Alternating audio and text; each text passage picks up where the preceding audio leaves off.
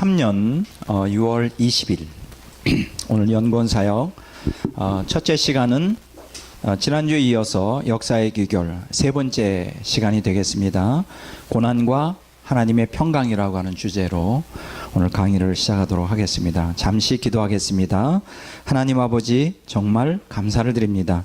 종말에 저희를 사역자로 불러주시고 진리 전쟁에 참여시켜 주셔서 바르게 말씀을 깨닫고 행함으로 마지막 때 영적 전쟁에서 승리할 수 있도록 은혜를 베푸시니 감사합니다. 오늘 우리는 말씀을 따라 순종함으로 우리의 삶에 또 목회 현장에서 열매 맺도록 긍휼히 여겨 주시옵소서. 오늘도 감사를 드리며 예수 그리스도의 이름으로 기도를 드립니다. 아멘. 자, 오늘 우리가 지난주에 이어서 계속해서 우리가 역사의 귀결의 소제목 고난과 하나님의 영광 평강이라고 하는 제목으로 이제 말씀을 나누고자 합니다. 지난주에 여러분들에게 강의한 대로 하나님께서는 인간 구속을 위하여 고난을 허락하셨습니다. 인간 구속을 위해서 고난을 허락하셨는데, 그래서 하나님께서 이 세상을 창조하시고 그리고 이제 타락한 이 세상을 허락하셔서 그 다음에 이제 구속하는 것이 하나님의 구속 경륜이죠. 여기서 중요한 것은 여기서 구속이라고 하는 그 단어는 반드시 타락을 전제로 합니다. 그러니까 타락 없는 구속이라고 하는 것은 있을 수가 없죠. 그렇죠? 근데 여기서 우리가 타락이라고 할 때 이 타락은 이제 바로 그 죄로 인한 죄 혹은 뭐 악이 이제 여기에 개입이 되는데, 죄와 악은 항상 무엇을 우리에게 말해주느냐? 인간에게 고통을 허락합니다. 고통. 그래서 하나님께서 원래 창조한 이 세상에는 고통이 없었지만 인간이 타락한 이후에 구속 경륜이 진행되는 과정에는 반드시 고통이라고 하는 것을 우리가 피할 수 없다고 여러분들에게 말씀을 드렸습니다. 그리고 지난주에 여러분들에게 말씀드리기를 하나님께서는 각자 모든 인간, 믿는 사람이든 믿지 않는 사람에게든 그 사람에게 맞는 고통, 그 사람들이 감당해야 될 몫의 고통이 있다, 이렇게 여러분들에게 말씀을 드렸습니다. 자, 그래서 이 고통을 피할 수가 없는데, 이제 문제가 되는 것은 뭐냐? 그 인간은 본능적으로 이 고통을 피하려고 하는 의도를 갖고 있어요. 고통 자체. 왜냐하면 이 고통이 인간을 고통스럽게 하잖아요. 말이 좀 이상하죠? 고통이 인간을 고통스럽게 한단 말이죠. 그래서 인간은 고통을 회피하고자 하는 본능을 갖고 있습니다. 물론 인간의 이러한 하나님이 창조하실 때 메커니즘, 인간의 이 체제는 사실은 고통을 방어하기 위한 방어 기제가 여기 내재되어 있어요.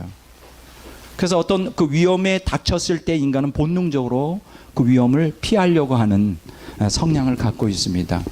자, 그런데 여기서 중요한 것은 이 구속 경륜이 고통을 통하여 진행이 되고 이루어진다는 것이죠. 자, 그런데 이제 그런 과정에서 이 고통이 무엇이냐에 대한 정확한 구속사적인 어떤 정의가 정해지지 않은 상태에서, 다른 말로 말하면 하나님의 계시된 하나의 구속 경륜의 수단으로서의 고통을 우리가 정확하게 이해하지 못할 때 인간은 항상 이 고통을 회피하려고 하는 본능을 가지고 있습니다. 그래서 우리가 인간 물질 문명의 발달을 보면, 우리가 물질 문명이 이제 발달을 하잖아요. 그러니까 인간 역사는 물질 문명의 발달로 규정을 할 수가 있어요. 뭐 고대든 중세든 근대든 현대든 현대 후기든. 그러면 이 물질 문명의 발달은 무엇을 그 밑에 기본적으로 가지고 있느냐 하면, 다른 말로 표현하면 고통 퇴치 운동이다, 이렇게 말할 수 있습니다. 뭐라고요? 고통 퇴치라는 게 뭐예요? 쫓아낸다 이거죠. 퇴치, 그 운동을 그 안에 내재하고 있어요. 그럼 여기서 말하는 고통의 가장 인간이 물질 문명의 발달 속에서 고통 퇴치 운동을 항상 그동안에 해왔는데, 그러면 여기서 말하는 가장 큰 고통의 퇴치의 두 장문이 뭘까요? 하나는 빈곤의 퇴치죠. 빈곤의 고통을 퇴치하는 것이고, 또 한 가지 인간에게 또 중요한 것은 이제 몸을 갖고 있기 때문에 이제 질병의 고통, 질병의 고통을 이제 퇴치하는. 그래서 인류 역사는 물질 문명의 발달과 더불어 이 빈곤이라고 하는 문제, 먹고 사는 문제죠. 그리고 인간 생존을 위해서 또 절박한 게 이제 질병으로부터의 이제 보호가 돼야 되잖아요. 그래서 이 두 가지 빈곤의 고통과 질병의 고통을 이제 퇴치하고자 하는 이러한 부단한 시도가 있었습니다. 자, 여기서 우리가 잘 보세요. 빈곤의 고통이다, 질병의 고통이다 할 때 다 무엇과 관련되죠? 인간의 어떤 부분과 관련되죠? 육체와 관련되는 거예요. 육체와 관련됩니다. 그런데 인간은 육체적인 존재만인가요? 아닙니다. 인간은 영적인 존재예요. 인간에게는 육체 말고도 영혼이라고 하는 다른 피조물에게 없는 그러한 특수한 이러한 기능을 갖고 있어요. 이러한 본질적인 것을 갖고 있어요. 왜냐하면 이 영혼을 통하여 우리는 하나님과 교제가 되고 하나님 창조, 하나님 형상대로 지음받은 가장 본질적인 특성을 영혼이 나타내고 있잖아요. 그래서 인간은 육체적인 존재만이 아니라 인간은 또한 영혼을 지니고 있어요. 그런데 이제 인류 역사가 물질 문명의 발달이라 그럴 때, 고통 퇴치 운동에 나갈 때 주로 육체적인 측면, 그러니까 빈곤의 고통과 질병의 고통에서 인간을 해방시키고자 하는 운동이 끊임없이 인류 역사 속에 있었다는 것이죠. 그러니까 그것에 이러한 일련의 이러한 육체와 관련된 이 고통으로부터 인간을 해방시키고자 하는 아주 결정적인 것에 하나의 동기부여를 했던 사상이 이제 진화론이라고 하는 것이죠. 오늘 현대 물질 문명을 규정하는데 결코 우리가 잊어서는 안 되는 이론이 진화론이에요. 찰스 다윈 진화론 이제 우리가 많이 알잖아요. 이 진화론에서 우리가 강조하는 게 크게 두 가지입니다. 하나는 유물론이죠. 유물론이라는 게 뭐예요? 유심론의 반대죠. 유심론 하면 모든 만물은 다 핵심, 본질이 정신이다, 영이다, 이런 얘기고, 유물론 하면 그 반대로 모든 만물의 본질이 바로 물질이다. 모든 것들은 다 물질이다. 그 안에 인간도 모든 존재의 그러한 기제가 물질로 되어 있다. 다른 말로 말하면 인간의 영혼을 부정하는 사상이죠. 영혼을 부정하는 거. 그런데 그게 진화론에서 굉장히 강력하게 이제 주장이 됩니다. 그런데 이제 중요한 것은 뭐냐? 이 유물론과 더불어 유물론을 주장하다 보면 무엇이 완전히 배제되느냐 하면 이제 하나님 존재가 배제가 돼요. 그래서 무신론하고 연결되죠. 무신론. 자, 진화론에 있어서 우리가 진화론은 과학적 이론이다, 학설이라 말하지만 사실은 그 과학이라기보다는 과학 신학이다 그렇게 말할 수 있어요. 과학 종교다 이렇게 말할 수 있는데, 과학 종교에서 주장하는 가장 중요한 핵심은 유물론인데, 이 유물론을 주장하다 보면 결과적으로 하나님을 배제해버리는, 그렇죠, 무신론으로 귀결되게 되죠. 왜냐하면 모든 만물이 다 물질로 되어 있다면 영혼의 세계, 보이지 않는 세계를 부인하다 보니까 그 궁극적인 보이지 않는 영의 세계의 절대자가 하나님 아닙니까? 자, 이런 상태에서 이제 근대를 접고 이제 현대로 들어오게 되는, 그러니까 진화론이 결과적으로 유물론과 무신론을 주장하는데, 더욱 하나님 없이 육체의 구원만을 이제 인간의 물질 문명의 발달에 중요한 그 이슈로 인류 문명에 이제 다가온 것이죠. 이제 그 과정에서 이제 인간은 계속 그 육체의 구원, 빈곤의 고통, 질병의 고통으로 건지기 위해서 이제 고통 채취 운동을 벌이는 과정 가운데 이제 물질 문명 사회가 발달하면서 산업화가 되고 그런 산업 혁명이 일어나고 그 과정에서 이제 뭐 여러 가지 부작용이 생기는 이런 산업 혁명 가운데 부작용이 생기는 걸 갖다가 반발하여 일어난 사람이 이제 칼 마르크스라고 하는 사람이죠. 칼 마르크스라고 하는 사람이 이제 자본론을 통하여 이제 이러한 그 부작용, 물질 문명의 발달로 인한 부작용을 얘기하는데 이 사람 역시 인간을 진화론에 근거하여 인간을 이제 경제적 동물로 보죠. 그러니까 지금 오늘 우리 한국 사회에서 경제 정의라고 하는 개념, 사실 그것을 최초로 우리가 학문적으로 아주 잘 말한 사람이 칼 마르크스. 이 칼 마르크스의 사상이 이제 우리가 잘 아는 대로 공산주의 이론의 근거가 되죠. 공산주의. 그 다음에 그것의 반대급부가 이제 자본주의. 예. 여러분들 많은 사람들은 그렇게 생각해요. 공산주의와 자본주의는 전혀 다른 사상이라 그러지만 사실은 우리가 깊이 본질로 들어가면 같은 사상이에요. 결국 인간을 뭐로 보느냐? 물질적 존재로 본다는 거예요. 물질적 존재, 물질적 존재. 이제 공산주의든 자본주의든 핵심은 뭐냐? 물질이에요, 물질.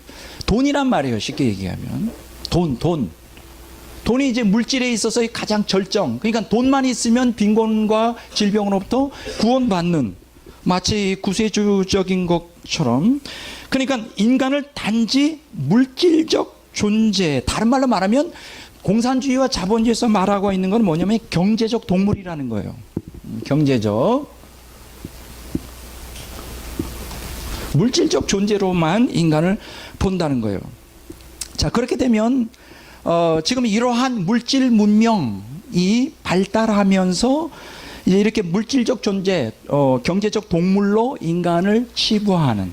그래서 지금 이러한 진화론 이후에 지금 오늘 현대 후기 사회에서는 지금 무엇의 절정을 이루고 있느냐? 이제 현대 사회에서는 육체의 구원을 강조하면서 육체의 구원, 다른 말로 말하면 빈곤의 고통과 질병의 고통에서 인간을 해방하면 인간은 궁극적으로 행복한 존재가 된다.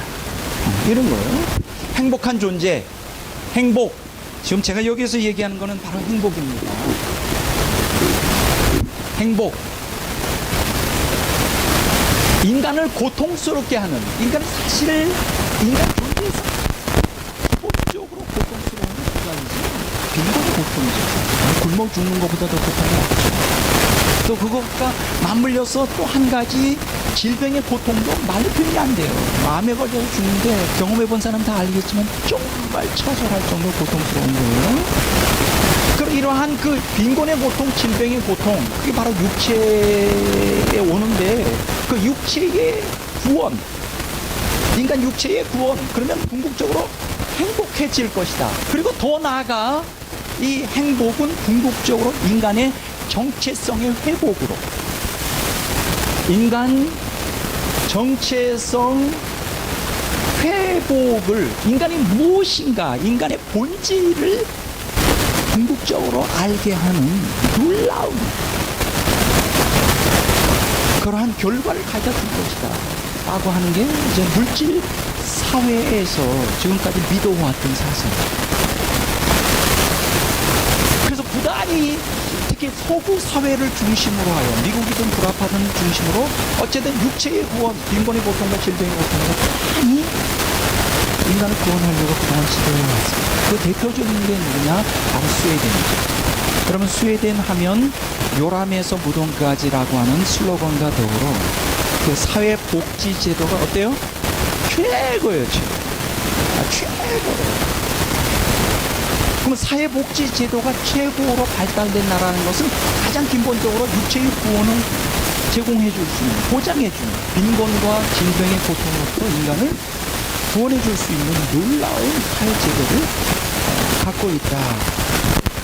스웨덴 하면 사회보장제도의 대명사, 우리가 본받고 싶어 하는 우리 한국사회도 끊임없이 그 스웨덴을 모델로 하여 어떻게 하면 사회 복지 국가가 됩니다. 요새 제일 큰 문제가 뭐죠?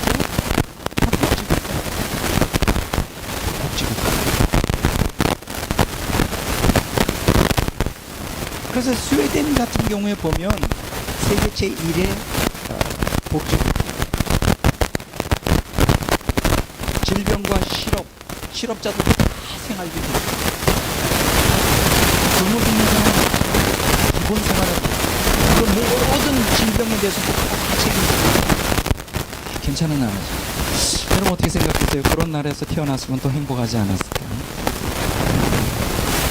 스웨덴은 국가 전체 예산의 3분의 1을 사회복지 비용으로 지출하고 있어요. 3분의 1. 물론 거기 반대국으로 이제 세금도 엄청 많이 있는 건 틀림없지만.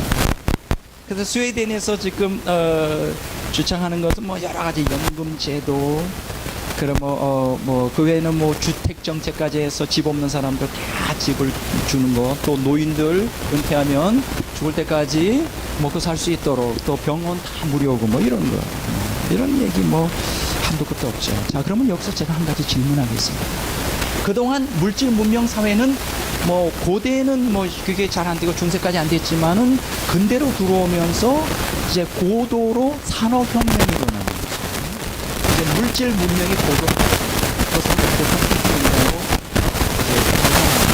인권 고통 질병 고통 이제 그런 것들을 더 강력하게 얘기했던 게 그 자본주의에서 인간을 물질적 존재, 경제적 동물 그렇게 되면 그 욕구를 충족시키고 고통을 제거하면 행복하고 결국 인간 전쟁성을 회복할 거라는 게 오늘 현대 그 모던 사상의 근간을 이룬단 말이에요.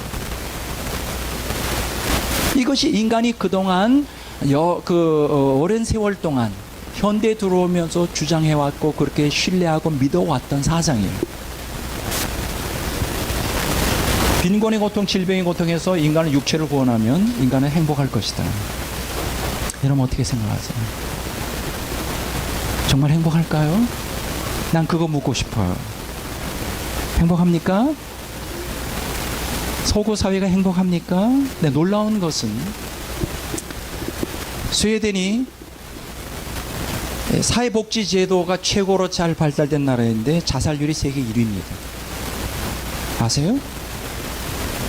성범죄가 세계 1위예요. 우리나라는 OECD 국가 중에서 자살률 1위고요. 뭐 성범죄도 뭐 거기 뭐 거의 필적할 만한 대단한 것이죠. 세 번째로 스웨덴이라는 나라는 1994년도에 파트너법이라고 하는 것이 생겨요. 결국은 동성애자들의 사회적 지위를 갖다 보장해주며 동성이혼에 동성결혼 다 가능하게 되었었죠. 그리고 더욱이 스웨덴 교회에서는 동성애가 합법화되어 동성애 결혼을 허용하는 게 2007년도 3월 23일 날 통과됩니다. 교회에서. 자, 지금 제가 한 가지 질문하고 싶은 거예요. 그동안 현대 학자들이 인간을 규정하는 그 인간의 고통, 육체적인 구원을 인간에게 허락하면 행복하고 인간 정체성을 회복할 거라는 말이 맞느냐 하는 거예요.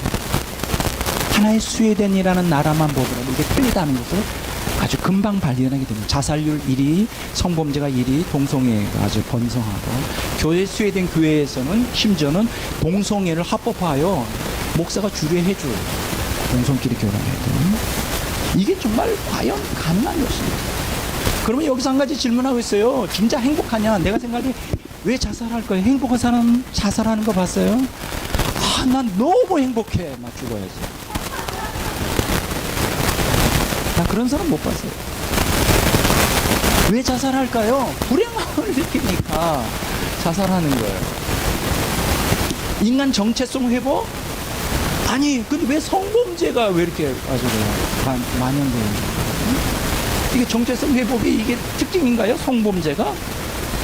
성범죄가 인간 정체성 회복에 아주 그 두드러진 특징인가요? 아니잖아요. 여기서 우리가 뭔가 아주 문제가 심각한 걸 발견하게 됩니다.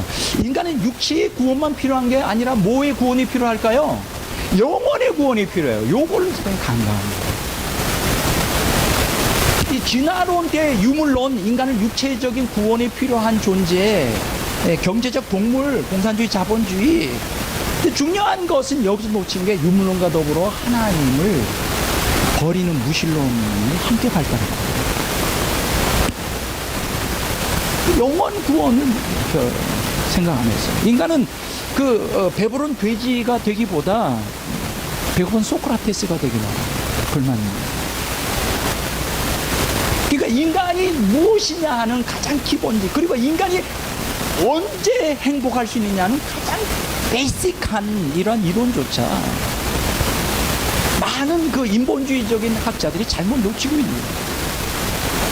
성경은 그것을 수천 년부터 얘기합니다. 인간이 떡으로만 사는 것이 아니라 하나님의 말씀으로 사는 거예요.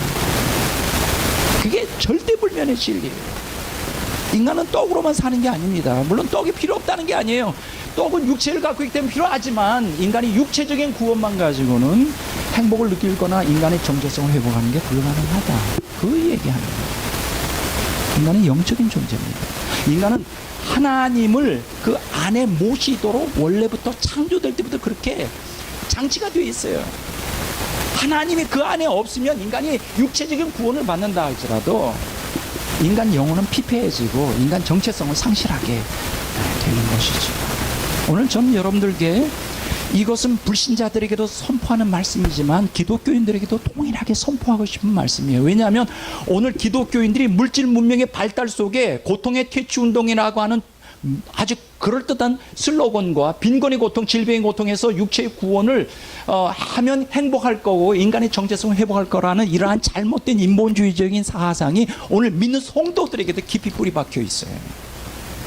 제가 오늘 그 문제에 대해서 두 번째 시간에 자세하게 말씀을 드릴 것입니다. 왜 오늘 현대 기독교인들이 행복하지 못할까요? 그건 비정상이에요. 행복하지 못한 이유가 있어요. 거기에 대해서 나중에 제가 자세하게 말씀을 드리려고 합니다.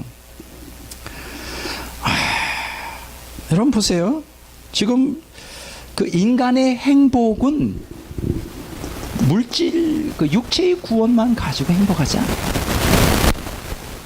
오히려 육체의 구원, 다른 말로 말하면 인간을 유물론의 관점으로 육체의 구원의 관점으로 인간 해석하고 하나님, 유물론 때문에 결국은 무신론이 생겼는데 하나님을 부인하는, 다른 말로 말하면 영혼의 구원에 본질적으로 절박한 게 하나님인데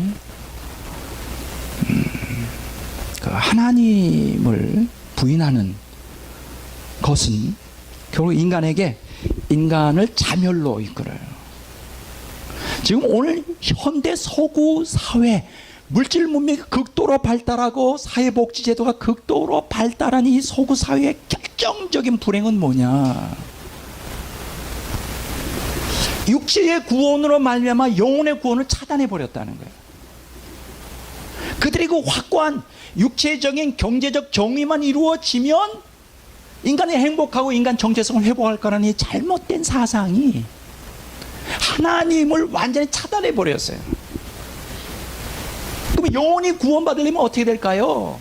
하나님 앞에 나와야 되는데 인간이 하나님 앞에 저절로 나오질 않아요. 인간이 가장 본능적인 게 뭐냐? 육체적인 결핍이 없으면, 육체적인 고통이 없으면 하나님 앞에 나오려고 하지 않아요. 영혼의 구원은 어떻게 해서 이루어질까요? 육체의 구원은 빈곤의 고통과 질병의 고통에서 구원받는 게 육체의 구원인데, 그럼 영혼의 구원은 어떻게 이루어질까요? 그 고통 자체를 제거함으로 영혼이 구원받을까요? 한 가지 역설적이게도 영혼의 구원은 어떤 걸 통해 이루어지냐? 고통을 통해 이루어져요. 뭐라고요? 고통을 통해서 이루어져요. 영혼의 구원은 인간이 환경적인 마음의 이러한 고통, 시련 이런 걸 겪을 때 마침내 비로소 자신을 돌아보게 되고 하나님을 찾기 시작해요. 영혼의 구원은 오직 누구만 줄 수 있을까? 하나님만이 주실 수 있어요. 영혼의 구원은 하나님만이 주실 수 있어요. 근데 하나님만이 주실 수 있는데 인간이 자발적인 의지로 하나님 앞에 나가지 않는 거예요. 왜냐하면 타락한 본성 때문에. 그래서 하나님께서 인간에게 뭐를 허락하실까? 고통을 허락하시는 거예요. 고통. 영혼의 고통을 허락하세요. 환경적 고통을. 근데 이 영혼이 구원받으려면 고통을 허락하시는데, 영혼이 하나님의 구원을 갈망하고 나오려면 이 육체의 고통을 통하여 이루어져요. 가장 기본적으로. 그리고 질병의 고통, 사람이 아플 때 누굴 찾습니까? 하나님을 찾을 수밖에 없죠. 그런데 문제가 되는 게 뭐냐? 이 육체의 고통을 통하여 영혼의 구원이 이루어지는데,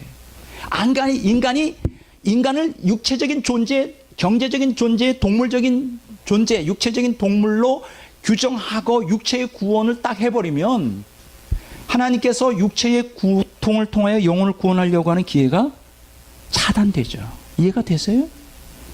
차단돼 버려요. 그러니까 지금 서구 물질 문명의 큰 딜레마가 뭐냐? 물질 고통 퇴치 운동을 통하여 육체의 구원을 이루어 마음을 말미암아 하나님께서 인간을 영혼을 구원하기 위하여 육체의 고통을 허락할 수 있는 기회를 다 인간이 차단시켜 버렸어요. 그 차단시켜버린 결과가 어떻게 되냐? 영혼은 어떻게 될까요? 영혼이 공허해지죠. 여기서 중요한 얘기예요. 영혼이 공허해요. 허무해져요. 허무해지니까 어떻게 해요? 인생의 의미와 행복을 못 느끼고 인간 전체성이 혼란이 오고 하니까 자기 욕구대로 다 살아봐도 만족이 없거든요. 공허해져요. 불행을 느끼면서 결국은 선택하는 게 뭐냐? 자살이죠. 자살. 그래서 스웨덴이 세계 제1의 자살 국가가 되는 거예요. 이해가 되세요? 지금 제가 오늘 이 강의는 너무나 중요한 거예요, 사실. 오늘 현대 물질 문명 사회를 규정하고 그것의 실제를 정확하게 파악해야 왜 하나님께서 우리에게 고통을 허락하시고 그 고통이 우리에게 복이 되는가를 알게 돼요. 오늘 여기 제가 책 한 권을 가지고 나왔어요. 여기 뉴스위크지인데 이게 2주 전에 2013년 6월 3일 날 이제 발간된 거예요. 그래서 제가 요 타이틀, 이 표지 타이틀이 너무나 매력적이라 이걸 샀어요. 그 제목이 뭐냐? 또 Suicide Epidemic이라 합니다. 자살 전염병이라 합니다. 한마디로 이걸 뭐라고 표현하냐면 여기 뭐 자살 심리학이라 하는데 이건 번역이 좀 잘못된 거고, 지금 전 세계적으로 자살이 유행 전염병처럼 급속도로 퍼지고 있다는 거예요. 근데 여기서 이제 제가 이제 쭉 읽어봤어요. 여기 보면 Suicide Epidemic에서 지금 그 학자들이 지금 경악을 금치 못하고 있는데, 현재 베이비 붐 세대, 그러니까 1945년 이후 태어난 모든 연령층들이 지금 자살률이 가장 높다고 하는 것입니다. 그리고 미국 같은 경우에는 1999년 이후 매년 자살이 꾸준히 증가하고 있고, 이것은 세계 어떤 세기보다 훨씬 더 심각하고 인간의 생존에 가장 위협적인 것이 된다는 것이죠. 그런데 이 책에서 이 뉴스위크지에서 뭘 말해주고 있느냐? 이건 좀 역설이라고 하는 거예요. 지난 과거 50년보다 오늘 우리가 살고 있는 이 시대는 밝은 미래를 꿈꾸고 더 경제적으로 발전하고, 그렇죠. 지금 제가 얘기하는 육체의 구원이 더 쉽게 이루어지는. 그런데 놀랍게도 과거 50년 동안 물질 문명은 급속도로 어느 인류 역사 어느 세대보다 더 급속적으로 발전하여 정말 풍요를 구가하는데, 서구 사회 같은 경우에. 그런데도 이상하게도 그 어느 때보다 슬픔이 인간들을 짓누르고 있다는 거예요. 그리고 중요한 것은 자해로 자기 목숨을 끊는다는 거예요. 이게 자살이죠. 참 놀라운 거예요. 여기 보면 이제 여러 사람들, 자살한 사람들, 여기 보면 뭐 유명한 작가, 유명한 극작가, 유명한 배우, 뭐 여기 뭐 이제 화가까지 시작하여 자살한 사람들 여기서 쭉 얘기하고 있죠. 자, 그러면서 지금 이 이 뉴스위크에서 분석하고 있는 건 2010년 세계 전체에서 이 자해를 통한 자살은 전쟁, 살인, 자연재난을 합친 것보다 더 많은 목숨을 가져갔다는 거예요. 합친 것보다 그 모든 것. 자, 여기 보세요. 여기 통계가 나오잖아요. 자살이 전쟁과 살인과 자연재해 매년 전 세계에서 죽는 게 약 66만 9천 명. 근데 여기 보면 자살로 죽는 사람이 88만 3,715명인데 이거 플러스 30% 해야 된답니다. 그러니까 매년 약 100만 명씩 자해를 통하여 자살을 해요. 100만 명씩. 그런데 이것은 전 세계에서 일어나는 자연재해나 전쟁이나 살이나 어떤 그 모든 것을 합친 것보다 더 많다는 거예요. 아주 심각한 것이죠. 그러면서 이제 여기서 여러 가지 이유를 분석해요. 그 분석이 궁극적으로 인간에게 이제 적용이 안 되죠. 여기서 제가 이제 주목을 끄는 것은 여기 보면 그 해밍웨이 여러분 잘 아시잖아요. 그 해밍웨이 하면 우리가 떠오르는 게 노벨 문학상. 내가 그 읽은 책 중에 가장 떠오르는 게 그 노인과 바다. 누구를 위해서 종을 울리느냐. 이런 거 아주 너무 유명하죠. 해밍웨이 하면 세계 노벨 문학상에다가 여러분 보세요. 잘생겼잖아요. 구레나루. 이거 멋있잖아요. 이렇게 멋있는 사람이고 돈도 많을 것이고 소설이 많이 팔리니까 세계적인 명성도 갖고 있을 것이고 자기가 원하는 건 욕구대로 다 할 수 있는 사람인데 엽총을 가지고 자살했어요. 왜 그랬을 것 같아요? 그 사람이 육체적인 구원을 받지 못해서 자살했어요? 빈곤의 고통과 질병의 고통 때문에 자살했어요? 아니에요. 뭐 때문에 했을까? 영혼의 고통이죠. 영혼의 공허함 때문에. 여기서 우리가 아주 자명해지는 게 있어요. 인간이 물질만 가지고 살 수 없다는, 행복해질 수 없다는 거예요. 영혼의 구원을 추구하지 않고 육체적인 구원만을 추구하면 그게 행복할 것 같은데 불행해지고 인간의 정체성을 완전히 상실하게 되죠. 그러면 인간이 행복해지려면 어떻게 될까요? 저는 세 가지를 봅니다. 첫째는 소속감이 있어야 되고, 두 번째 자존감이 있어야 되고, 세 번째 사명감이 있어야 되죠. 뭐요? 소속감, 자존감, 사명감. 이 세 가지가 있는 사람들은 절대 죽지 않습니다. 환경이 아무리 어렵다 하더라도 소속감, 이걸 이제 유대감이라고 말해요. 인간과 인간의 관계성에서 내가 어디에 속해 있다 하는 거. 가족일 수도 있고, 공동체일 수도 있고, 이 소속감. 오늘 그 현대인들의 문제가 되는 건 뭐냐면, 이 물질주의를 추구하면서 소속감이 상실돼 버렸어요. 개인주의. 물질주의는 곧 개인주의와 동등한 동의 어처럼 쓰여져요. 개인주의. 그 옆집에서 죽은 지 몇 달이 돼도 누가 죽었는지도 몰라요. 소속감이 없어요. 연대감이 깨졌어요. 가족 관계가 다 깨졌어요. 두 번째로 여기서 중요한 것은 자존감이에요.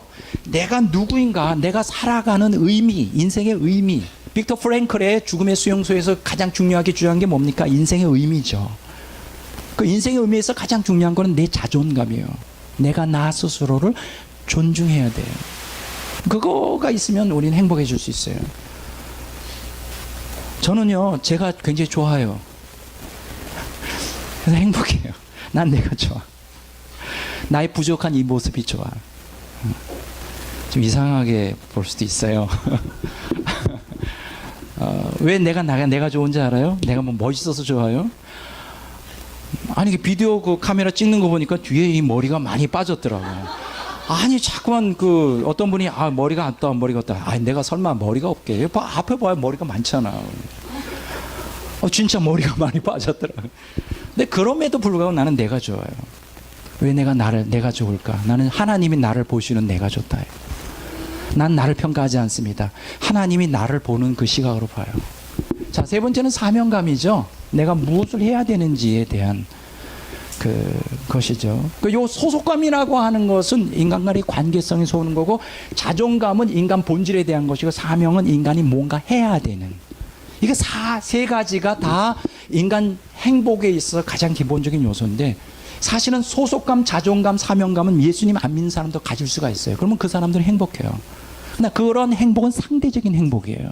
제가 지금 얘기하는 건 본질적인 행복은, 이 소속감과 자존감과 사명감은 오직 예수님 믿는 사람, 하나님 믿는, 영혼의 구원을 이루고 있는 사람들에게만 해당되는 거예요. 지금 제가 오늘 여러분들에게 오늘 행복에 대하여 오늘 주제를 삼고 좀 계속 강의를 하려고 합니다. 제가 생각할 때는 이 세상에서 가장 행복한 사람은 예수님 믿는 사람이다. 먼저 그렇게 말씀을 드리고 싶습니다. 어쨌든 이 뉴스 위크지에서 The Suicide Epidemic이라고 하는 주제로 자세히 온 세계에 지금 퍼지고 있다. 이 심각성을 여기서 말해주고 있죠. 그럼 왜 자살을 할까요? 행복하지 못하니까 자살하는 거예요. 인간 정체성을 상실했으니까 자살하는 거예요. 그것은 지금 제가 쭉 설명해 온 것처럼 인간이 영적인 영혼을 구원을 가져야 되는데, 육체의 구원보다 먼저 영혼이 구원받고 그 다음에 육체의 구원을 추구해야 되는데, 이게 순서가 바뀐 거예요. 육체의 구원을 받으면 영혼은 이거는 영혼 존재도 인정하지 않고 물질적인 존재, 경제적인 동물로 생각하고, 그 육체적으로 빈곤의 고통, 질병의 고통에서 인간이 구원받으면 행복하고 인간 정체성을 회복할 거라고 하는 착각이죠. 그러면서 이러한 물질 문명을 극도로 발달시키며 빈곤의 고통과 질병의 고통에서 육체의 구원을 서구 사회가 좀 도모하고 많이 진전을 보았는데, 진보를 이루었는데, 그게 진짜 진보일까요? 진보. 인간 문명이 발전한 것일까요? 인간이 물질만 발전한다고 인간 문명이 진짜 발전한 겁니까? 인간 영혼이 풍성해져야 되죠. 영혼의 풍성, 영혼이 이제 풍성해져야 되죠. 여러분 보세요.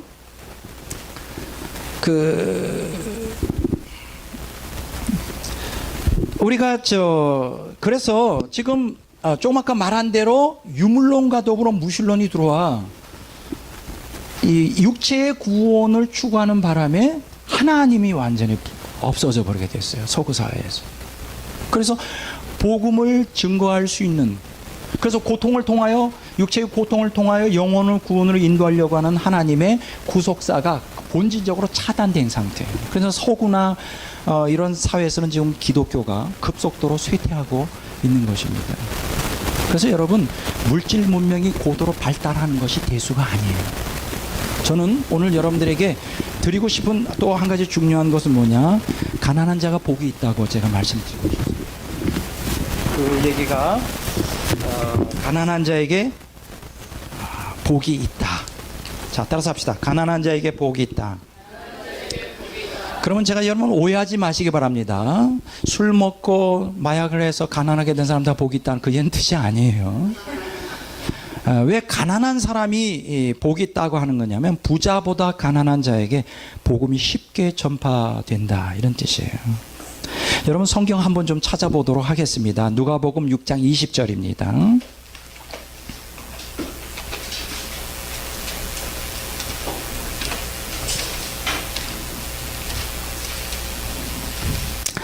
누가복음 6장 20절. 자, 다 같이 한번 읽어보겠습니다. 예수께서 눈을 들어 제자들을 보시고 이르시되, 너희 가난한 자는 복이 있나니 하나님 나라가 너희 것임이라. 자, 이 말씀, 이 구절이 참 많은 신학자들을 시험 들게 해요. 왜냐하면 가난한 자가 복이 있고 하나님 나라가 너희 것이다. 말이 안 되잖아요. 모순되잖아요. 뭐 가난하다고 뭐 천국에 그냥 들어갑니까? 그래서 이 구절을 많은 신학자들이 해석을 재해석해요. 이거는 좀 그 당시에 누가복음의 시대적인 정황이 그랬다. 사실 이 가난한 자는 복이 있다, 또 의의 지금 줄인 자는 복이 있다, 뭐 이거는 사실 어디에 나오는 거예요? 마태복음 5장 8복에 나오는 거잖아요. 마태복음 5장에는 뭐예요? 심령이 가난한 자가 복이 있다 그랬지. 여기는 그냥 가난한 자예요. 이게 줄인 자가 복이 있다는, 거기는 의의 줄인 자가 복이 있다는 거예요. 그게 뭔가 좀 빠진 거예요. 뭐 여기에 대해서는 제가 시간이 없기 때문에 자세하게 말씀을 드리지 않고, 거기엔 분명히 구속적인 의도가 있는데, 어쨌든 여기에서 우리에게 분명히 얘기한 것은 가난한 자는 부자보다 복음을 쉽게 받아들일 수 있는 가능성이 있다. 이렇게 말씀을 드릴 수가 있어요. 왜 그럴까요? 사람이 가난하게 되면 어떻게 될까요? 하나님께서 그 가난을 통하여 뭘 주십니까? 고통 가운데 있게 하시죠. 그 예수님 당시에도 예수님을 추종했던 대다수의 사람들이 다 가난한 사람들이었어요. 예수님께서 떡 5개 물고기 2마리로 5,000명이 먹을 때 왜 그들이 그렇게 엄청 몰려들었을까요? 가난하니까. 예수님과 함께 있으면 배를 고를 일이 없는 거예요. 그때도 빈부격차가 굉장히 심했어요. 막 그 유대 나라에 예수님 당시에 부자들은 억수로 부자였어요. 여러분들 아시잖아요. 그 당시 예수님 당시에 그 예루살렘에 그 어퍼 시티가 있고 언더 다운 시티가 있는데, 이 위쪽 도시가 있고 아래쪽 도시가 있는데, 위쪽에는 정말 의리의리한, 지금으로 말하면 이제 부자들 동네, 그 평창동 부자 동네가 많잖아요.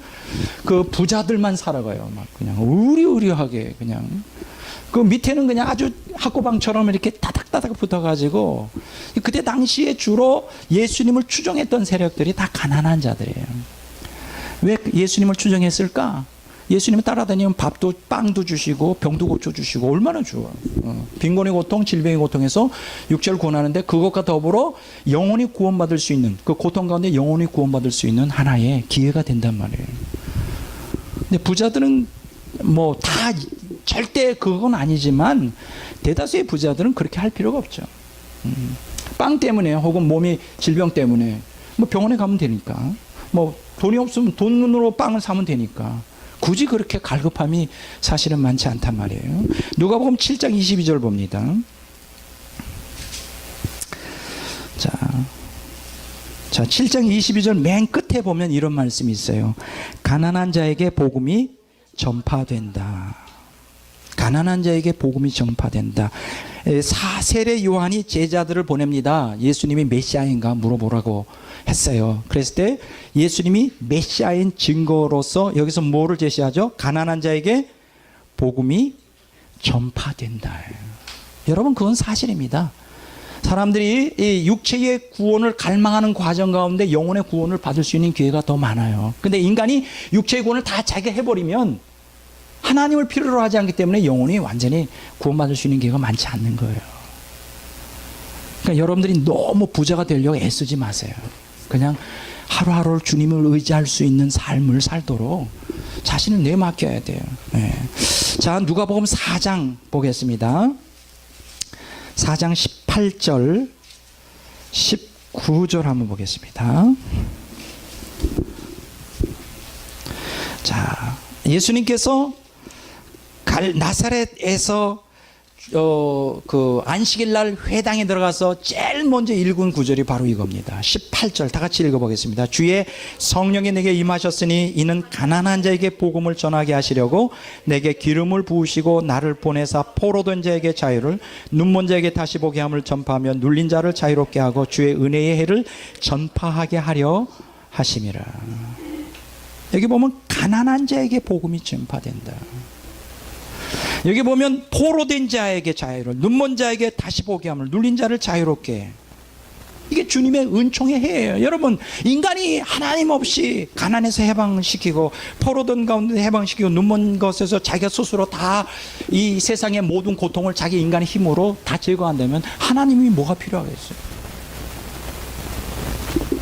메시아로서 가장 중요한 게 가난한 자에게 복음이 증거된다. 이렇게 이사야서 61장 한번 보겠습니다.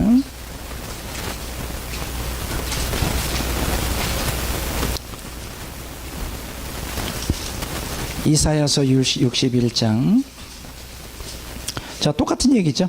자, 조금 아까 제가 읽은 누가복음 4장 18, 19절의 원 구절이죠. 이사야서 61장 1절에서 2절까지 읽지는 않겠습니다.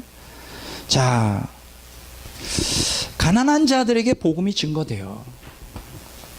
오늘 그럼 모두가 다 가난해져야 되냐? 그건 또 아니에요. 청빈하게 살라 이거예요. 물질을 의지하지 말고 청빈하게 살아야 됩니다. 제가 아주 좋은 책 한 권을 여러분들에게 소개해 드리겠습니다. 참 이 책을 읽으면서 은혜를 참 많이 받았어요. 이게 뭐냐면 사명이라고 하는 책이에요. 여러분들이 좀 꼭 사서 보시면 좋겠어요. 박천록 선교사님의 책인데 참 읽으면서 은혜 엄청 받았습니다. 요거는 이제 그 방글라데시, 여러분 방글라데시는 어떤 곳이죠? 이슬람 국가죠. 여러분들 여기 보면 방글라데시가 남한의 1.4배 정도 영토가 되고요. 1억 4천만 명 인구가 되고 홍수로 매년 국토 70%가 6개월 동안 잠기는 거예요. 우기가 6개월 동안이에요. 얼마나 그 척박한 환경입니까? 그리고 인구 90%가 이슬람을 신봉해요. 기독교인들은 0.3%인데 그래서 5월 중순부터 11월 초까지 계속 비가 와요. 그럼 보통 비가 오면 이렇게 막 물이 차요. 뭐 허리까지 차요. 근데 이 사람들이 그 집을 떠날 수가 없어요. 왜냐하면 떠났다가 피했다 다시 오면 그 집을 갖다가 다 분해해가지고 다 가지고 가요. 도망가요. 그거 도둑질 맞을까봐 그냥 비가 오고 해도 거기서 건너야 돼. 여러분 한번 생각해 보세요. 우리가 이 여름철이 다가오고 있는데 눅눅한 환경에서 사는 것 같은 좀 이렇게 좀 찝찝하잖아요. 이 사람들은 아예 물 속에 살아. 1년의 반을. 그것도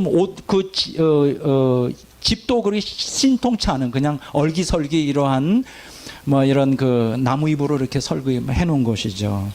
그러니까 추운 겨울이 돼도 그것을 커버할 수 없고 더운 습기가 있어도 그렇게 할 수가 없고 너무나 가난해가지고 국민의 80%가 빈민층이에요. 그러니까 빈곤과 기아에 완전히 찌들어 있는. 그래서 1년 총 생산이 한 사람당 300불이에요. 우리는 지금 얼마예요? 우리 한국은 2만 불 넘어간다고 그러죠. 2만 불. 거기는 1년에 몇 불? 300불이에요. 아주 굉장히 가난한 나라예요. 1971년 12월 달에 이제 동파키스탄에서 분리하여 이제 방글라데시로 독립을 했는데 이렇게 아주 척박한 땅, 정말 인간이 살기가 너무나 어려운 말 그대로 저주받은 땅이죠. 고난과 슬픔과 절망의 땅이에요. 여러분, 슬픔과 절망의 땅, 방글라데시. 근데 그곳에 이제 그 박청록 선교사님이 가셨어요. 가서 복음을 전하는데 어디에 떨어졌느냐, 이 사람이. 몰라떼기라고 하는 지역에 갔어요.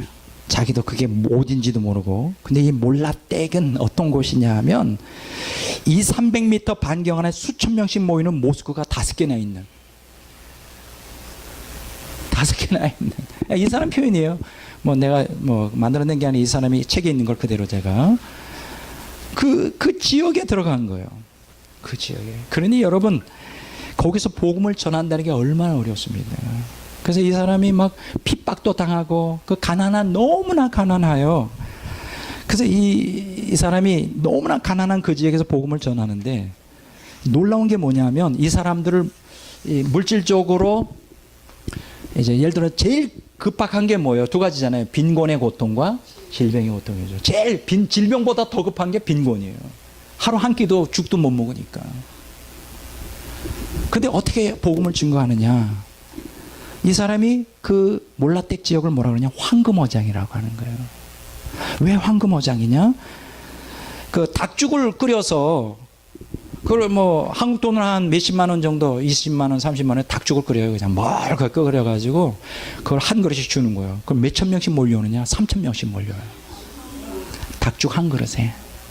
그럼 몰려와서 그걸 어떻게 하냐? 이 사람들은 또 풍습이 예식을 또 해야 돼. 그냥 먹는 게 아니야. 그래서 거기서 이제 복음을 전하는 거예요. 이 사람이 그래서 황금어장이라는 거예요. 닭죽 한 그릇에 몇 명? 3천 명씩 모여와요. 거기다 학교를 세우고 부흥회를 한번 하면 아이들이 수천 명씩 몰려와. 어른들도 수천 명씩 몰려와.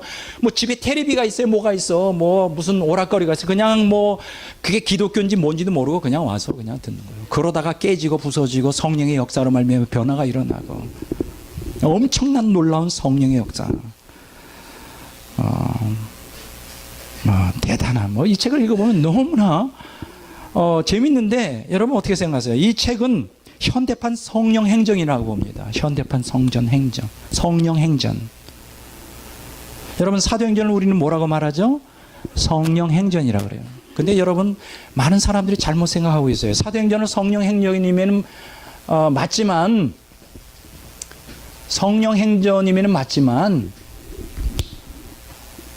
또 다른 측면이 있다는 걸 많은 사람들이 몰라요. 고난행전이에요. 고난행전. 여러분 사도행전은 자세히 보세요. 고난과 순교 가는 곳마다 핍박이 나요. 성령께서 어디서 역사하시는지 알아요? 고난 가운데 역사하세요. 근데 우리는 오늘 현대에 서구화된 물질 문명에 물든 우리들은 성령을 체험하기를 원해요. 왜냐하면 영혼이 갈급하니까 성령 체험하기를 원하는데 고난 없는 성령을 원해요.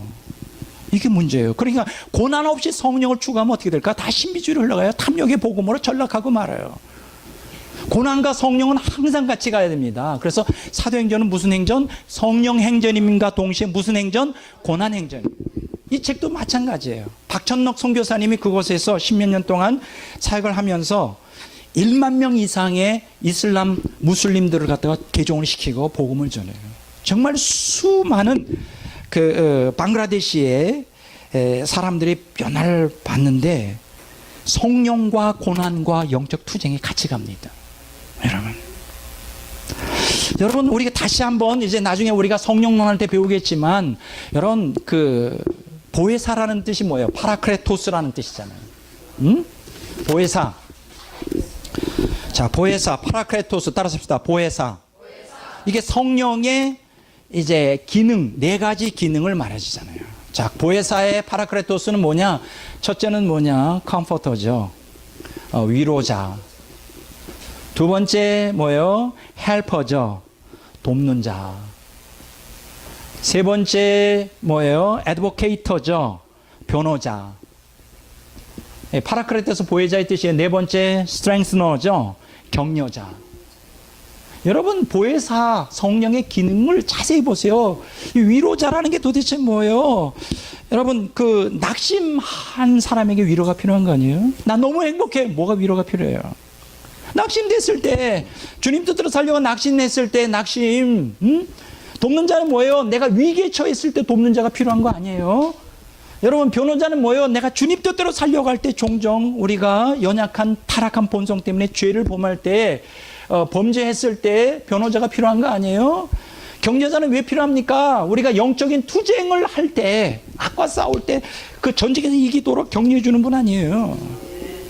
우리가 낙심할 환경이 없고 위기에 처하지 않고 범죄하지 않고 내가 자기 의로 투쟁하고 영적 투쟁하는 사람에게 위로자, 돕는 자, 변호자, 격려자로서의 보혜사가 뭐가 필요하냐고요.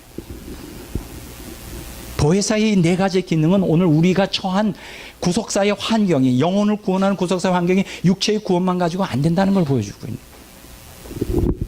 이 책을 꼭 좀 여러분 사보세요. 너무너무 재미있어요. 처음부터 끝까지 정말 스릴 서스펜스 이 도의를 확 하시게 하는 막 많은 기적과 능력의 역사가 많이 나타나요. 여러분 하나님의 구속사는 고통 가운데 고난 가운데서 이루어집니다. 이 책을 박천록 사명이라는 책을 여러분들에게 말씀을 드리겠습니다. 여러분 부자보다 가난한 자에게 복음이 증거돼요. 그러니까 여러분 오늘 이 물질 문명을 발달시키면서 무조건 이 세상의 문제를 경제적인 관점으로만 해석하려는 건 너무나 잘못이에요. 오늘 한국도 뭐 경제 정의 뭐 얘기하지만 나는 그런 측면으로 그러면 경제 정의가 이루어지면 다 행복할까요? 아니에요.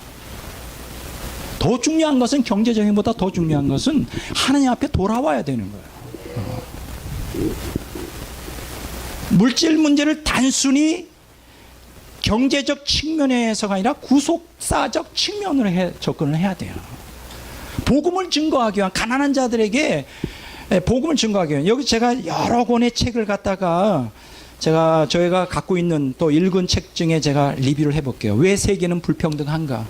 탐욕스러운 1%가 99%의 삶을 파괴한다. 척 콜린스. 또 두 번째 책은 부자들이 다 해먹는 세상. 아주 저돌적이죠. 이런 걸 보면서 굉장히 뭔가 좀 카타르시스를 이렇게 막 시원한 거. 부자들이 다 해먹는 세상. 왜 99%는 가난할 수밖에 없는가? 크리스 레만. 세 번째, 왜 세계의 절반은 굶주리는가? 장 지글러. 제가 오늘 이 책이요. 뭐 이런 책들을 보면 나오죠. 그래서 이 장 지글러는 120억 인구가 먹고도 남을 만큼의 식량이 생산되고 있다는데 왜 하루에 10만 명이 5초에 1명 어린이가 굶어 죽어가고 있는가? 10억의 인구가 1달러 미만으로 생활하고 20억 인구가 2달러 미만으로 생각해요. 그래서 전 인류의 반수가, 거의 반수가 가난에 찌들려 있는 상태예요. 거의 영양실조 기하에 허덕이고 있어요. 자, 네 번째는 뭐냐? 빈곤의 경제학이라는 책이에요. 국빈국 10억 인구의 위기, 빈곤이 인류의 진보를 막고 있다. 다섯 번째는 뭐냐 하면 왜 음식물의 절반이 버려지는데 누군가는 굶어 죽어가는가? 슈테판 콜로이츠베르거라고 하는 사람이 쓴 책인데, 유럽에서 버려지는 음식만으로도 전 세계 굶주리는 사람 모두에게 두 끼를 매일 두 끼씩 제공할 수 있다. 또 그 다음에 탐욕의 시대라고 하는 책 있죠. 누가 세계를 더 가난하게 만드는가? 장 지글러.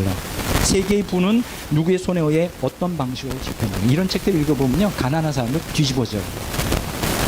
이 경제 정의가 이루어지지 않는 것 때문에, 이 사회 구조적 아 때문에 사실 이러한 가난들이 더 있거든요.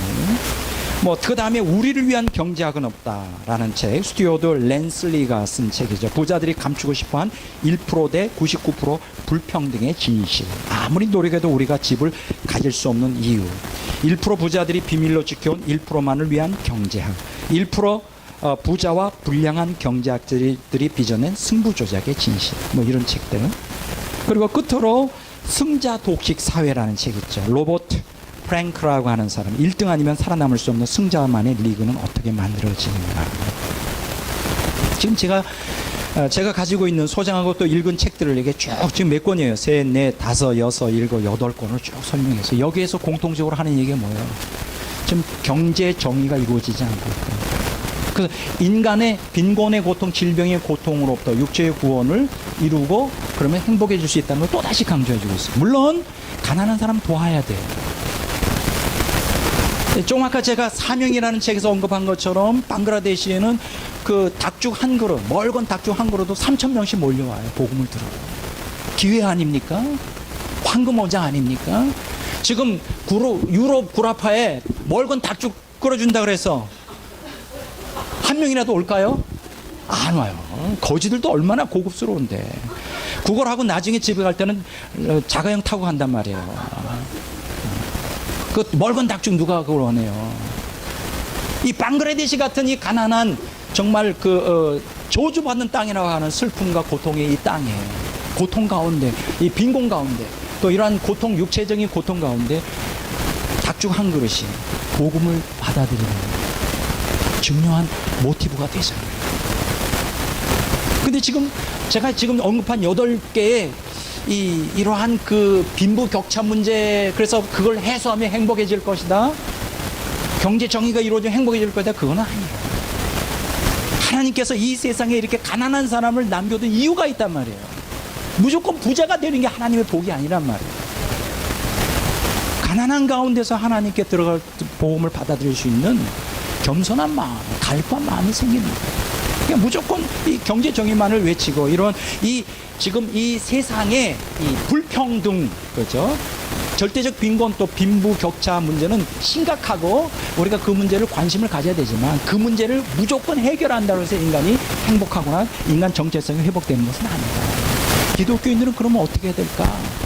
무조건 그 경제 정의만을 위해 부르치지 말고 그게 하나님의 뜻이 아니라 가난한 사람들에게 들어가서 자기를 헌신하여 멀건 닭죽이라도 끌어주면서 그들에게 복음을 증거해야 된다. 궁극적인 목적은 복음을 증거하는 데 있어요. 여러분, 밥을 퍼주는 게 문제가 아니란 말이에요. 밥을 퍼주고 그 사람들의 육체적인 고통을 해소시켜주는 게 문제가 아니라 그들이 밥을 왜 퍼주느냐? 복음을 증거하기 위해서, 영혼을 구원하기 위해서. 영혼을 구원하지 않는 이 사회 사업, 이건 다 의미가 없는 거예요. 이거 다 의미가 없는 것입니다. 이건 구속사를 잘못 오해하고 있는 것이에요. 여러분, 인간이 행복해지는 것은 단순히 물질적인 또 빈곤의 고통, 질병의 고통에서 해방된다고 해서 행복해지는 것은 절대 아닙니다. 제가 예를 하나 들어볼까요? 부탄이라고 하는 나라 알아요? 부탄. 이 부탄이라고 하는 나라는 이게 이제 어떤 나라냐? 아주 조그만 나라예요. 그러니까 1년 GNP가 한 사람당 2,000불이에요. 우리나라가 2만 불이잖아요. 그럼 10분의 1밖에 안 돼요. 굉장히 가난한 나라. 근데 놀랍게도 이 부탄이라고 하는 나라가 전 세계에서 가장 행복 지수가 높은 나라예요. 전 국민의 97%가 자기는 행복하다고 했어요. 97%. 그럼 왜 행복한 것일까? 내가 생각할 때는 이 소속감, 자존감, 사명감 중에 이 소속감이 가장 강한 나라예요. 서로가 서로를 도와줘요. 거기는 고아가 없습니다. 왜냐하면 부모가 없어서 고아가 되면 그 동네 사람들이 다 돌아가면서 케어를 해줘요. 거기는 굶는 사람이 없습니다. 자기 먹을 거 있으면 같이 나눠 먹어요. 그러니까 이 소속감이 그 사람을 행복하게 만드는 거예요. 빈부격차가 별로 없어요. 다 고만고만해요. 여러분, 인간이 그 상대적 박탈감이라는 게 굉장히 무섭거든요. 다른 사람이 더 잘 사면 괜히 배가 아프려고 해요. 자기가 아주 그 가난이 그동안은 몰랐는데 아주 부자하고 비교되면 그 순간에 자기가 가난하다는 걸 알기 시작합니다. 이 상대적 박탈감이에요. 근데 그 나라에는, 부탄에는 그런 게 하나도 없어요. 그래서 가장 행복해요. 그러니까 여러분, 경제적으로 발전한다고 해서 행복이 우리에게 주어지는 거 아니에요. 가난해도 행복할 수 있어요.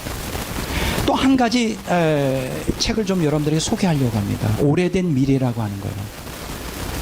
라다크로부터 배우다라는 책인데 아주 베스트셀러죠. 오래된 미래.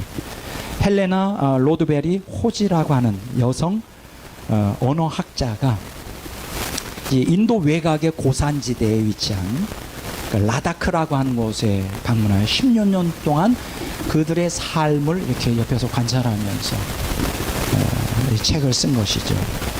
히말리아 산맥의 작은 마을. 근데 1975년부터 이 지역에서 10년 동안 거주하는데 처음에 들어갔을 때 그 라다크라는 나라는 정말 다 행복한 사람들이었어요. 왜냐면 조금 아까 제가 부탄 얘기를 한 것처럼 그 정도 수준에 그저 서로 소속감을 가지고 서로 유대감을 가지고 뭐 부자도 가난한 사람도 없고 어려우면 같이 도와주고 같이 밥 먹고 이렇게 빈부격차가 없었어요. 그러다가 이 인도 정부에서 이제 경제 개발을 합니다. 경제 개발하면서 갑자기 빈부격차가 많아지기 시작해요.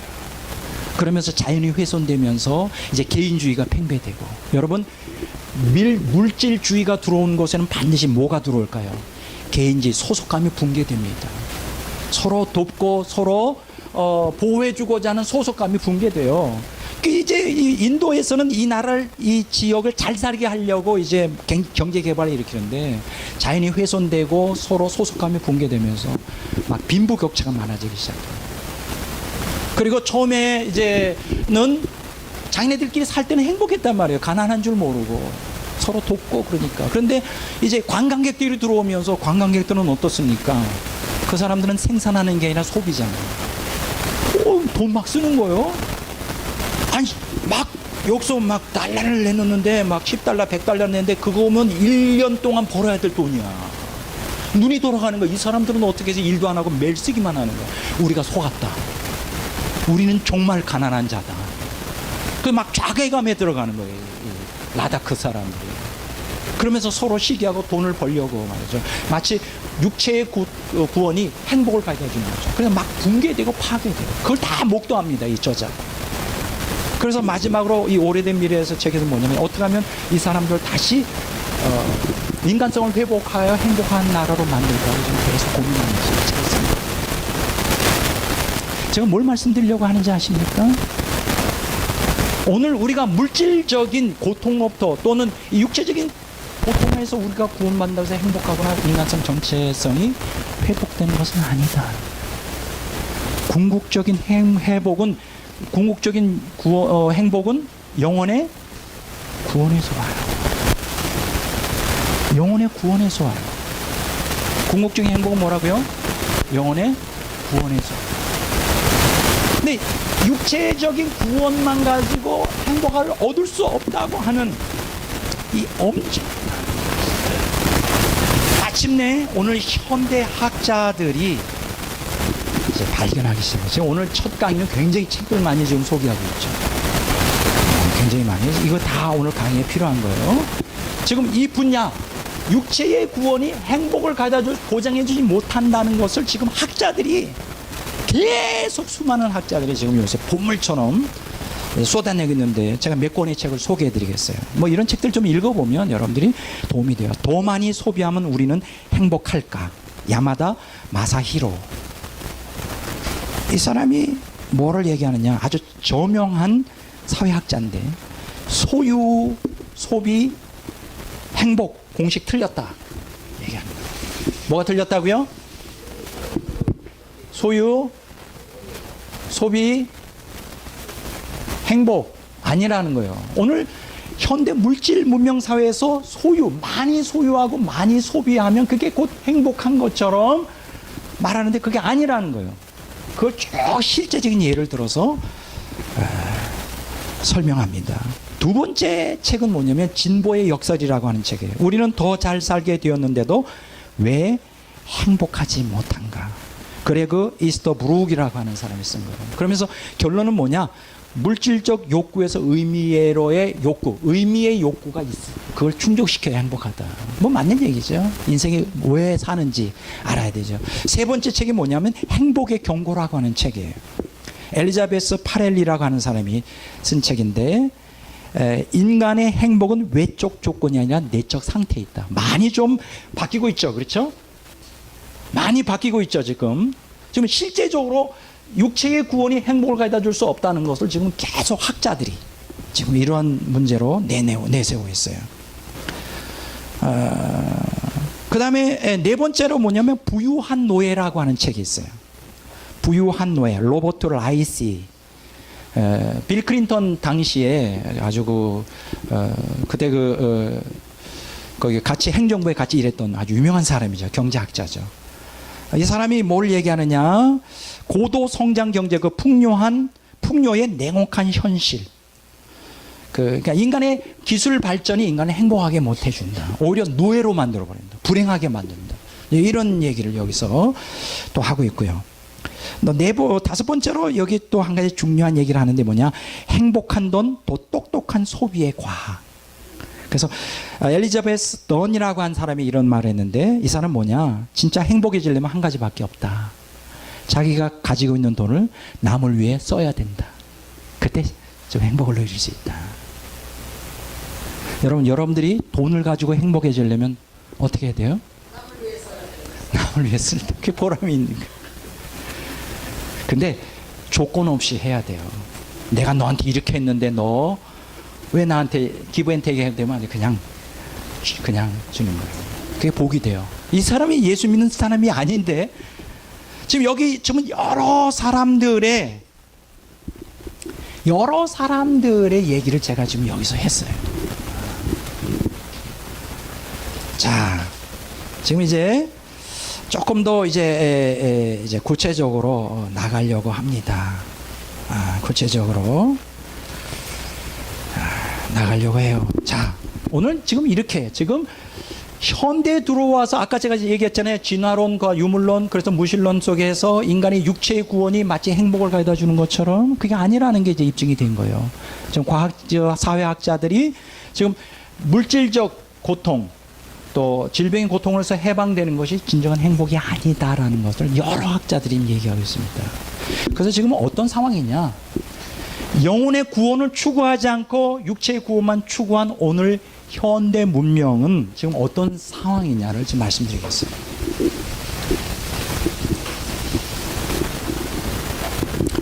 지금 두 가지 심각한 병에 걸려 있어요. 현대 사회가. 첫째는 피로 사회. 두 번째는 허기 사회. 이게 지금 육체의 구원만을 추구했던 오늘 현대 사회의 병리적 현상을 두 가지로 말한다면 피로사회, 허기사회 이렇게 말할 수 있습니다. 따라서 합시다. 피로사회, 허기사회. 자, 여기서 피로사회라는 건 뭐예요? 인간이 지금 소진되어 있다. 지쳤어요. 우리라 말하면 그 배터리가 앵꼬된 거예요. 힘이 없는 거예요. 살아갈 의욕이 없는 거예요. 두 번째 허기사원은 뭐예요? 배고픈 거예요. 근데 여기서 허기 사회라고 하는 건 이모셔널 헝거, 정서적 허기.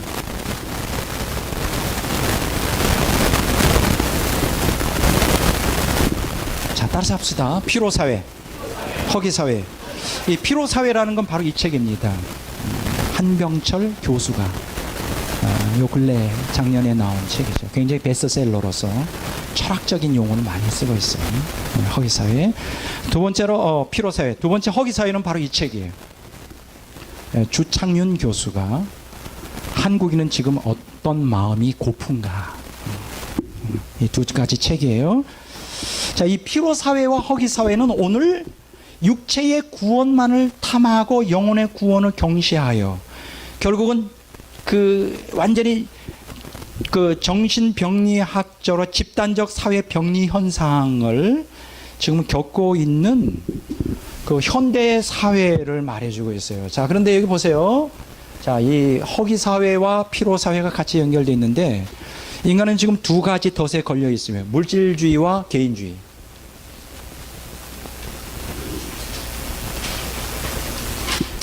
물질주의는 반드시 개인주의로 소속감을 붕괴시켜 버리죠.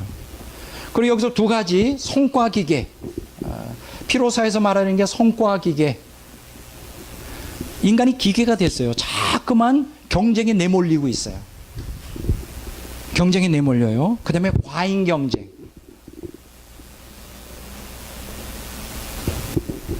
스트레스 엄청 받고 있어요. 사람들과 경쟁을 해야 돼.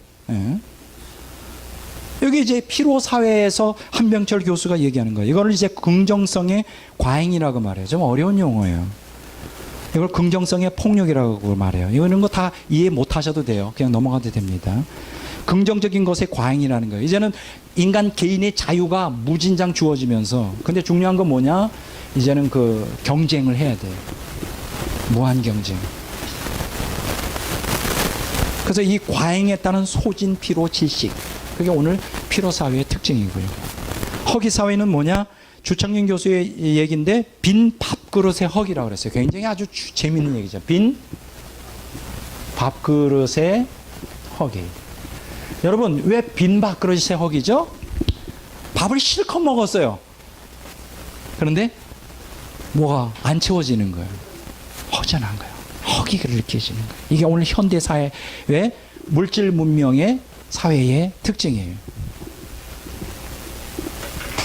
그러면서 이 허기 사회에서 주창윤 교수가 세 가지 오늘 현대 문제를 말해요. 퇴행적 위로, 나르시시즘의 과잉, 속물성에 대한 분노. 이런 건 다 어려운 얘기예요. 나르시시즘이라는 건 뭐냐면 자기 도취성이라는 뜻이에요. 이런 걸 여기서 제가 좀 얘기하려고 하는 게 아닙니다. 지금 한마디로 말하면 뭐냐? 행복을 지금 제가 얘기하는 퇴행적 위로, 나르시시즘의 과잉, 속물성에 대한 분노는 뭐냐면 행복을 느끼지 못하고 불행 가운데 처해요. 인간의 정체성을 상실한 인간이 자기가 아닌 주변에 완전히 그것들, 흘러가는 부유물처럼 떠돌아다니는 그러한 인터넷에 이러한 그냥 너무나 값싸고 가벼운 정보들에 그냥 거기에 몰입하고 이런 거, 이런 것들을 이제 여기서 말해주죠. 좀 정말 이런 것들은 좀 우리가 사실은 좀 논의를 좀 해면 참 너무나 좋은데 여기서 그것까지 다 하기는 좀 그렇죠. 그래서 여러분 보면 타진요 아시죠? 타진요가 뭐예요? 들어보셨어요? 타진요가 뭐예요? 모르세요 그렇게? 여러분들 현대인들이 아니네. 타진요가 뭐예요?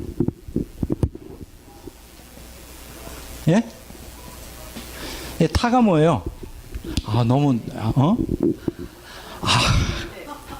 여러분 인터넷 좀 보세요. 텔레비 좀 보시든지. 타라는 게 뭐냐면 스탠포드 출신의 가수가 있었죠. 그 가수 이름이 뭐죠? 네? 타블로. 그 사람이 스탠포드 출신인데 그걸 의심하는 거예요. 그러니까 타블로의 진실을 요구합니다. 너무 순진한 거예요. 무지한 거예요. 여러분 현대인들이 아닌가? 좀 인터넷 좀 보세요. 지금 내가 뭘 얘기하려고 그러냐면, 그 타블로 가수가 실제 그 스탠포드 출신이거든요. 그걸 다 증명했는데도 그 의심 자꾸만 하는 거예요. 근데 거기에 회원이 몇 명이냐? 20만 명이에요. 타진요 20만 명. 이 사람들이 다 뭐 하는 사람이냐? 허기사회.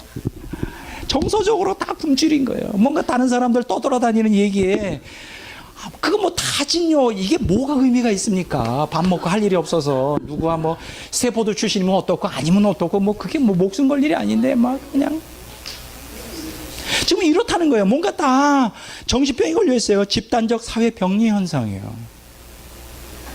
이게 인간 정체성을 상실한 불행을 느끼는, 그래서 남의 불행을 보면서 어떻게든지 그 갈고 가지고 뭔가 그 대리만족을 하려고 하는 뭐 이런 것들, 아주 그 비정상적인 그 정신병 증세가 많이 나타나요. 그렇다 보니까 어떻게 돼요? 우리 한국도 자살률이 굉장히 많이 높죠. 우울증 환자도 많고 20대 조울증 환자가요 2007년도에서 2011년까지 35.4%가 증가했다고 해요. 점점 사회가 암울해집니다. 왜 그럴까요? 경제 정의만 가지고 안 돼요. 뭐가 받아야 될까요? 영혼의 구원을 받아야 돼요. 지금 우리가 물질적인 환경, 빈곤의 고통, 질병의 고통에서 해방된다고 이 한국 사회가 행복해지는 게 아니에요. 하나님께서 이러한 빈곤의 고통, 질병의 고통을 통하여 육체의 고통을 가할 때 거기에서 그 고통을 통하여 영혼의 구원을 인도하려고 하는 영혼의 구원에 초점을 더 맞춰야 돼요. 사역자들이. 여러분들 목회해봐서 알죠? 가난한 사람 도와주면 그 사람들이 교회에 또 오래 나올 것 같아요? 아니에요. 신유의 역사로 해서 질병 고쳐주면 그 사람들이 예수님 더 잘 믿을 것 같아요? 아니에요. 그러니까 여러분들이 예수 믿으면 빈곤에서 구원받고 질병에서 구원받는 그런 설교만 하지 말라는 거예요. 영혼의 구원, 하나님 우리에게 허락하신 고통이 어떤 의미가 있는지를 알려줘야 된다는 거예요. 내가 오늘 여러분들에게 말씀드리려고 하는 것은 바로 그런 거예요. 지금 오늘날 이 사회가 너무 그 삶의 속도를 갖다가 지금 시간이 좀 다 많이 흘러가고 있는데 그쪽으로 무한 경쟁 속에서 지금 굉장히 방황하고 있어요. 여러분 삶의 속도가 문제가 아니라 방향입니다. 요거는 이제 수영이라고 하는 사람의 책 이름이에요. 따라서 합시다. 삶의 속도가 아니라 방향이다. 여러분 경쟁을 갖다가 중지하십시오. 사람과의 경쟁을 비교하는 거 중지하십시오. 그것 때문에 우리들은 피곤하게 만들어요. 우리는 방향, 삶의 방향이 더 중요해요. 어떤 방향? 구속사적인 방향을 취해야 되죠. 하나님께로 초점이 맞춰져야 돼요. 하나님께로 초점 맞춰지지 않으면 인간은 참 불행하게 됩니다. 여러분 성경에 보면 이런 얘기가 있죠. 하나님께서는 자 이사야서 48장 22절을 보겠습니다. 이사야서 48장 22절.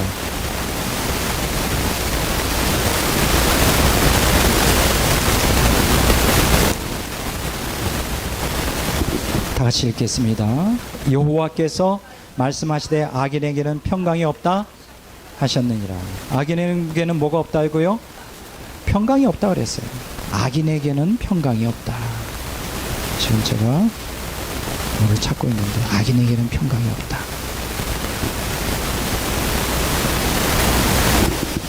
악인에게는 여기서 악인이라는 게 뭐예요? 육체의 구원만을 갈망하고 영혼의 구원을 갈망하지 않는 사람입니다. 평강이 없어요. 아무리 육체의 구원, 빈곤의 고통, 질병의 고통에서 건진받는다 하더라도 그는 평강이 없습니다. 평강은 그렇게 육체의 고통을 통하여 행복을 얻을 수 없는 거예요. 이건 하나님만 주시는 거예요. 자, 성경을 볼까요? 욥기 38장 15절 봅니다.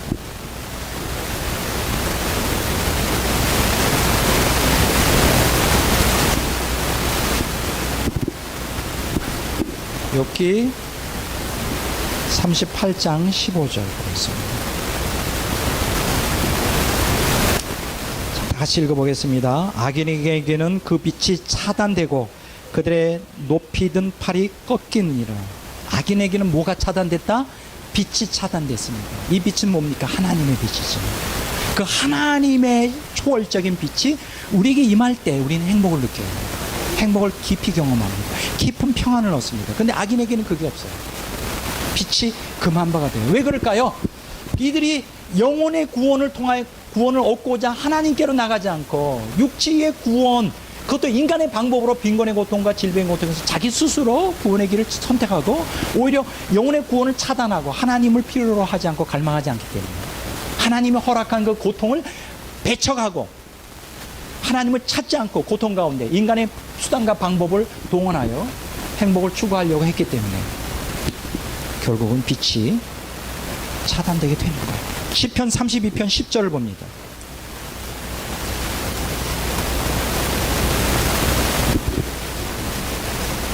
시편 32편 10절입니다. 악인에게는 많은 슬픔이 있으나 여호와를 신뢰하는 자에게는 인자하심이 두리로다. 악인에게는 뭐가 있다고요? 많은 슬픔이 있어요. 왜 슬플까요? 영혼의 슬픔이에요. 이러한 그 이모셔널 헝거, 허기 사회, 정서적 허기에서 나오는 슬픔이죠. 악인에게는 많은 슬픔이 있어요.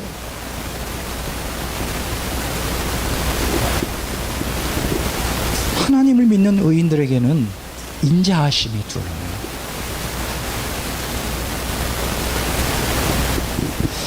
레위기 여러분 17장, 예레미야서 17장 보겠습니다.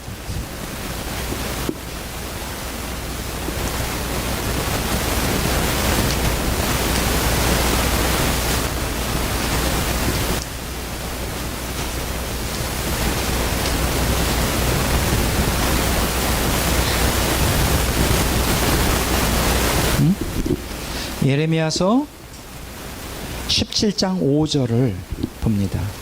찾으셨죠?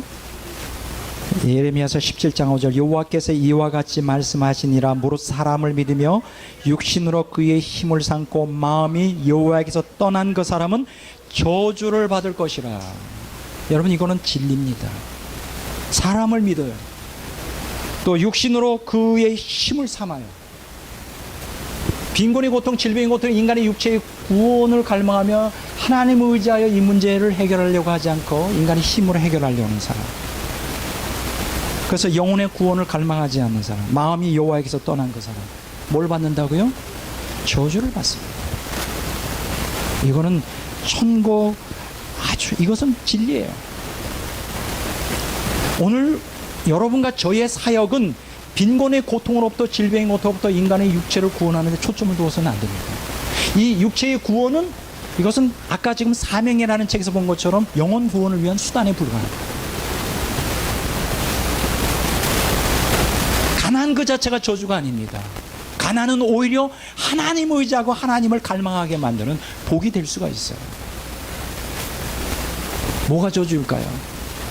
하나님의 마음이 하나님에서 떠난 자, 영혼의 구원을 갈망하지 않는 자가 저주받습니다. 가난은 불행이 아닙니다. 누가복음 12장 12절에서 13절에서 32절에 조금만 보고 이제 끝내도록 하겠습니다. 첫 시간을. 자, 누가복음 12장 13절.